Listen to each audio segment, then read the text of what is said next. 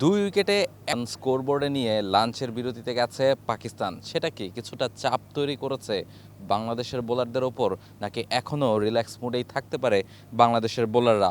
টার্গেটটা অনেক বড়, 437 রানস, এখনও 300+ রান পাকিস্তানকে করতে হবে। সেই রান তারায় শুরুটা বেশ ভালো করেছে বাংলাদেশের বোলাররাও। নাহিদ রানা একটা উইকেট নিয়েছেন, মিরাজ একটা উইকেট নিয়েছেন, দুটো উইকেটই পড়েছে ফার্স্ট সেশনে।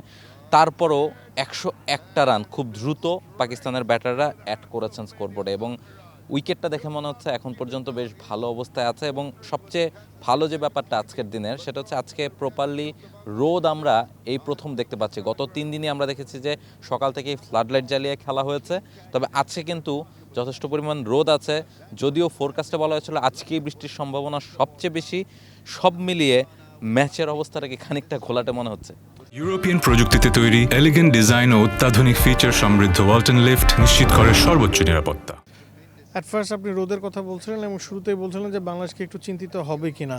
এই রোদের কারণে বাংলাদেশের আসলে চিন্তার কোনো কারণ নাই। যদি বৃষ্টির কারণে দু একটা সেশন ভেসে যেত, ম্যাচের ওভারের পরিমাণ কমে আসতো, দৈর্ঘ্য কমে আসতো, সেক্ষেত্রে বাংলাদেশ কিছুটা হলেও চাপে পড়তো যে পাকিস্তানকে অল আউট করার যথেষ্ট সম্ভাবনা বা সময় বাংলাদেশ পাচ্ছে কিনা। যেহেতু পুরোপুরি রোদ উঠেছে এবং বোঝা যাচ্ছে যে আজকে পুরো দিনের খেলা হবে এবং আগামীকালকের দিনও বাকি আছে, সে কারণে বাংলাদেশকে খুব বেশি চিন্তা করতে হচ্ছে না।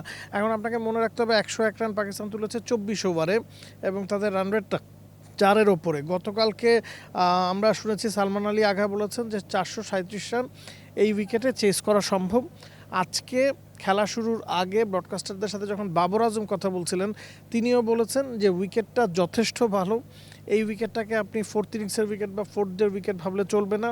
উইকেটে যথেষ্ট রান আছে, তাদের পক্ষে এই রানটা চেস করা সম্ভব, তারা এটা বিলিভ করে।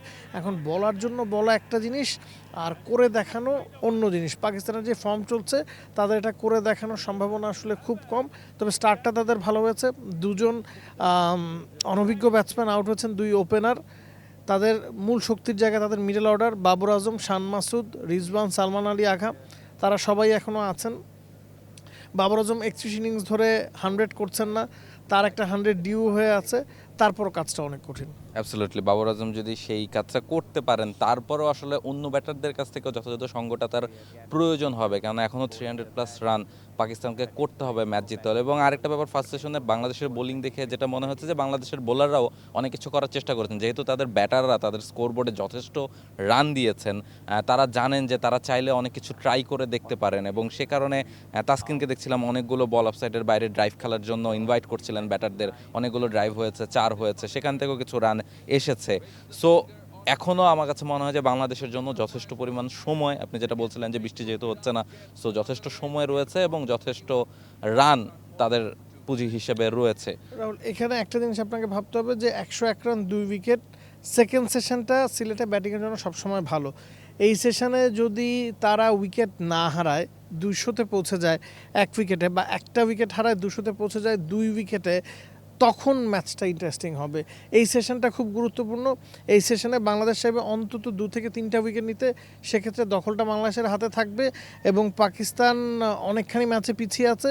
যদি তাদের ম্যাচে ফিরতে হয় বা ওই যে টানেলের শেষে আলোর সন্ধান করতে হয়, সেক্ষেত্রে এই সেশনটা তাদের বিনা উইকেটে পার করতে হবে, অথবা একটার বেশি উইকেট হারানো যাবে না। অ্যাবসলিউটলি, লাঞ্চ বিরতিতে পাকিস্তান গেছে খানিকটা ভালো একটা মুড নিয়ে, বাংলাদেশকে খানিকটা চাপে ফেলে। তবে লাঞ্চ বিরতিতে, চায়ের বিরতিতে নিশ্চয়ই বাংলাদেশ পাকিস্তানকে চাপে ফেলেই সেটাখানে যেতে চাইবে।